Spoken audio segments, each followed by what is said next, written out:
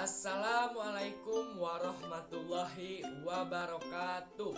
Selamat pagi anak-anak generasi emas yang siap memajukan Indonesia. Bagaimana kabarnya? Semoga anak-anak semua dalam keadaan baik ya.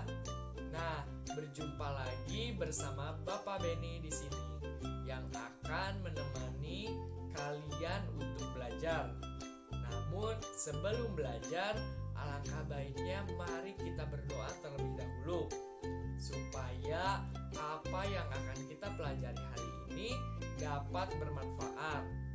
Berdoa bersama-sama dimulai.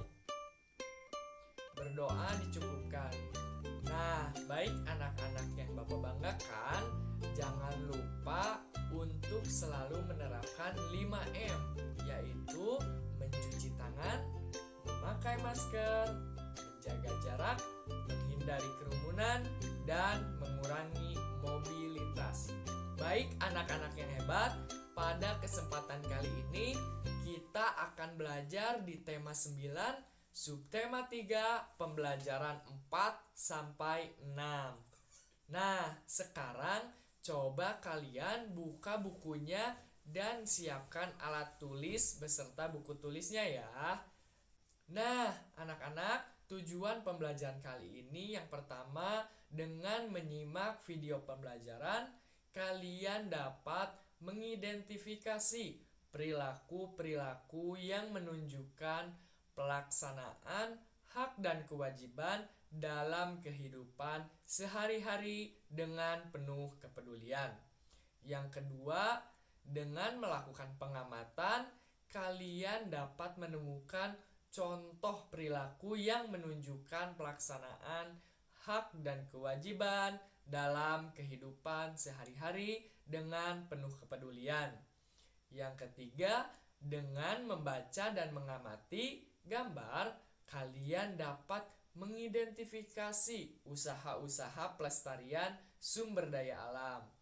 Nah, dan yang keempat, dengan melalui bimbingan dari guru, kalian dapat menunjukkan akibat tidak dilaksanakannya hak dan kewajiban dalam kehidupan sehari-hari dengan penuh kepedulian. Nah, perlu kalian ketahui, aktivitas manusia sering memicu lahirnya bencana alam. Misalnya, terjadinya banjir, kebakaran hutan, atau krisis air bersih. Nah, mengapa perilaku manusia dapat memicu terjadinya bencana alam?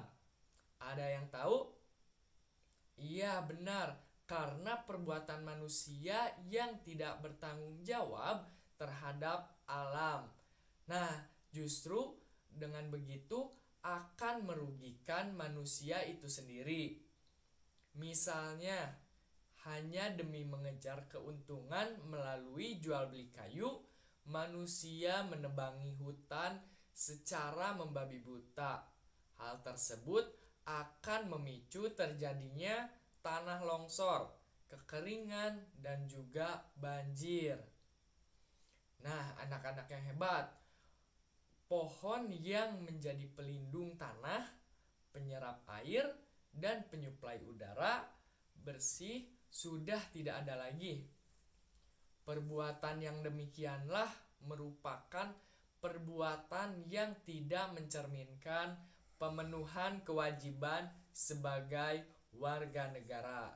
Perbuatan yang dilakukan oleh satu atau sekelompok orang namun berdampak pada banyak orang dan berdampak pula pada keberlangsungan hidup manusia dan alam. Nah, mengingat besarnya dampak yang ditimbulkan oleh perilaku manusia atau masyarakat terhadap lingkungan, maka masyarakat harus secara sadar mengembangkan perilaku yang bertanggung jawab dalam memanfaatkan lingkungan alam tentunya. Bahkan masyarakat pun harus mau bersatu, padu, dan bahu-membahu menjaga kelestarian lingkungan alam. Misalnya dengan bekerja bakti secara rutin membersihkan lingkungan.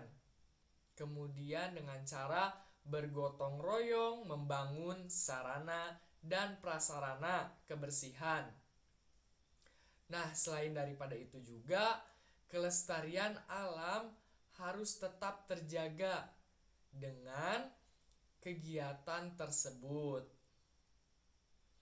yang menunjukkan adanya kepedulian atau sikap dari persatuan dan kesatuan masyarakat.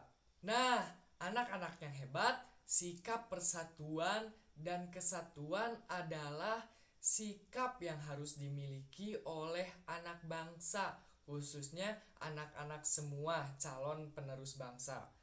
Nah, sikap bersatu adalah berkumpulnya individu menjadi satu tanpa memandang ras, suku, agama, warna kulit, dan keturunan untuk mencapai tujuan tertentu.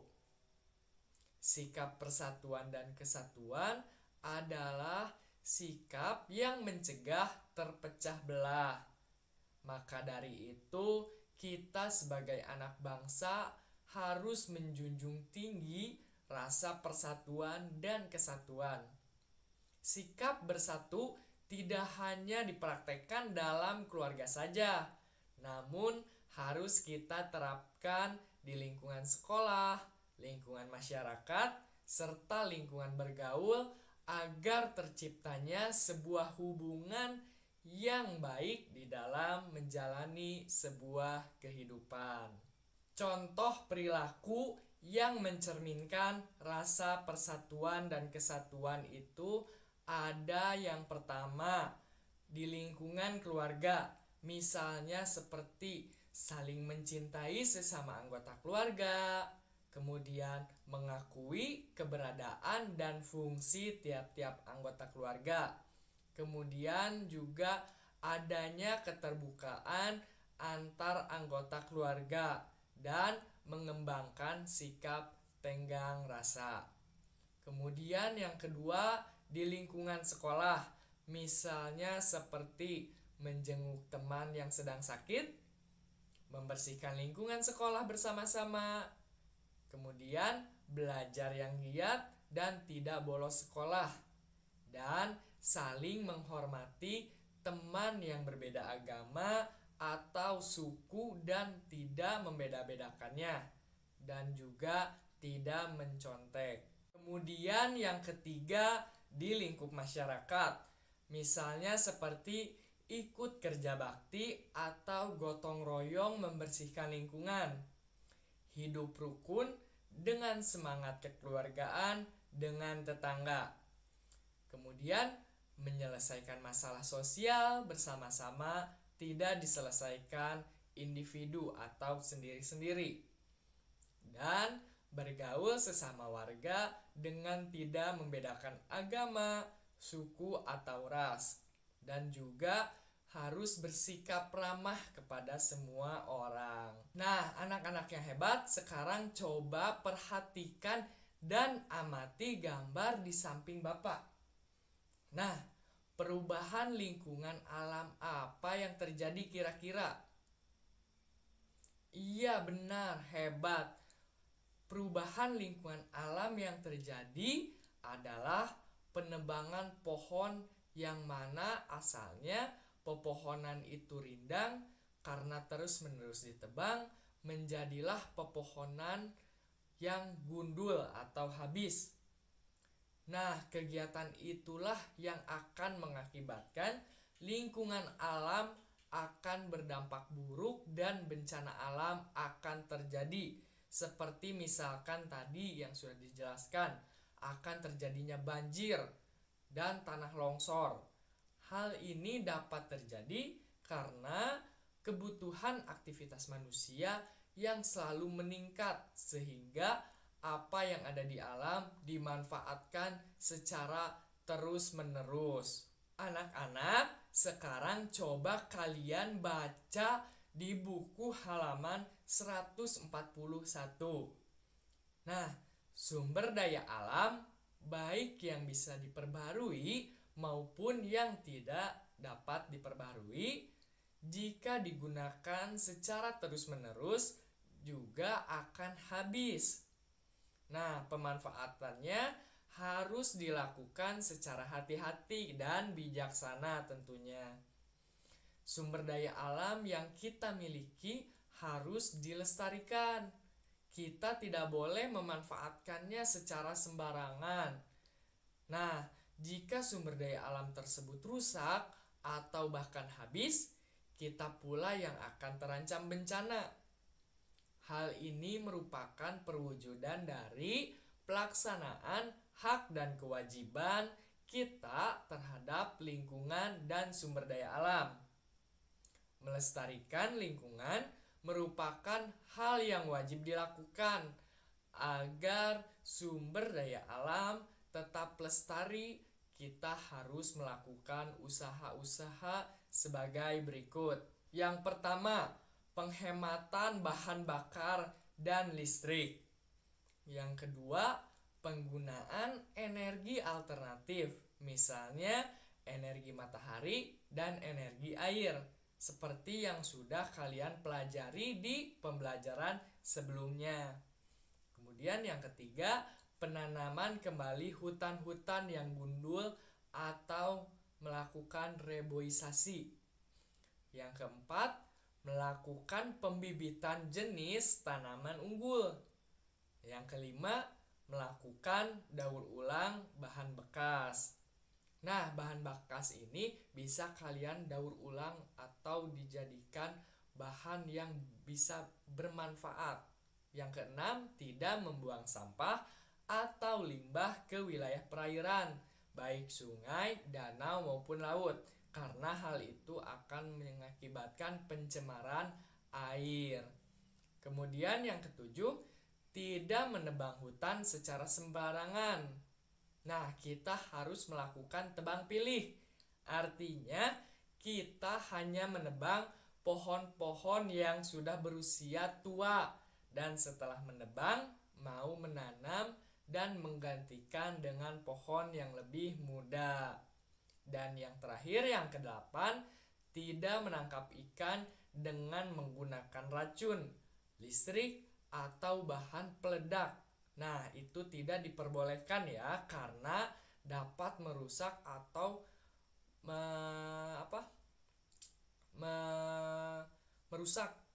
dapat merusak lingkungan alam yang ada. Nah, anak-anak, perlu kalian ketahui akibat dari tidak melaksanakannya kewajiban. Nah, kita tidak akan mendapatkan hak kita bila kita tidak melaksanakan kewajiban kita. Karena hak hanya dapat diperoleh atau terpenuhi apabila kita sudah selesai melaksanakan kewajiban. Nah, kita tidak boleh menuntut hak kita sebelum menunaikan kewajiban. Contohnya misalkan, ketika kalian menginginkan nilai yang bagus, nah maka kalian harus belajar terlebih dahulu kan? Nah, begitupun jika kalian menginginkan lingkungan yang sehat dan bersih, kalian harus menuntaskan kewajiban kalian untuk menjaga dan merawat atau melestarikan lingkungan sekitar kalian. Nah, anak-anak, kewajiban akan menumpuk jika kita tidak segera melaksanakan apa yang menjadi kewajiban kita. Maka kelak kewajiban kita akan terus bertumbuh sehingga menumpuk dan terbengkalai. Contohnya, ketika kita atau kalian malas mengerjakan PR, maka PR kalian akan bertumpuk dan menjadi lebih banyak. Nah, itulah makanya kalian harus mengerjakan atau melaksanakan hak dan kewajiban secara seimbang. Nah, anak-anaknya hebat, akhirnya kita berada di ujung pembelajaran. Ternyata pembelajaran kita telah selesai dan materi sudah Bapak sampaikan semuanya. Nah, untuk menutup atau mengakhiri pembelajaran hari ini, mari kita ucapkan hamdalah bersama-sama. Alhamdulillahirobbil alamin. Semoga apa yang kita pelajari hari ini dapat bermanfaat di kehidupan sekarang dan di masa yang akan datang. Dan semoga kita dapat diberkahi karena sudah mencari ilmu di hari secerah ini. Nah, tidak akan pernah lupa Bapak untuk selalu mengingatkan kepada kalian, kerjakan tugasnya dengan baik. Nah, untuk tugas sendiri nanti Bapak kirimkan di grup WhatsApp ya. Nah, pesan Bapak yang terakhir kepada kalian tetap sama, lakukanlah yang terbaik, rajin belajar karena Indonesia membutuhkan kalian. Nah, mungkin sekian pembelajaran hari ini. Semoga kalian terus semangat belajar sampai kalian menjadi orang sukses. Akhirul kalam, wabillahi taufiq wal hidayah. Wassalamualaikum warahmatullahi wabarakatuh.